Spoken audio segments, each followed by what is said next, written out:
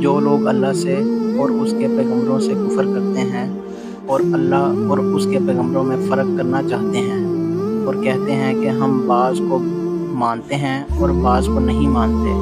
اور ایمان اور کفر کے بیچ میں ایک راہ نکالنی چاہتے ہیں، وہ بلا اشتباہ کافر ہیں اور کافروں کے لیے ہم نے ذلت کا عذاب تیار کر رکھا ہے۔ اس نے اے محمد صلی اللہ علیہ وآلہ وسلم تم پر سچی کتاب نازل کی جو پہلی آسمانی کتابوں کی تصدیق کرتی ہے، اور اسی نے تورات اور انجیل نازل کی۔ مسلمانوں کہو کہ ہم اللہ پر ایمان لائے اور جو کتاب ہم پر اتری اس پر، اور جو صحیفے ابراہیم علیہ السلام اور اسماعیل علیہ السلام اور اسحاق علیہ السلام اور یعقوب علیہ السلام اور ان کی اولاد پر نازل ہوئے ان پر،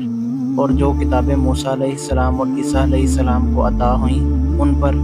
اور جو اور پیغمبروں کو ان کے پروردگار کی طرف سے ملی ان پر، سب پر ایمان لائے۔ ہم ان پیغمبروں میں سے کسی میں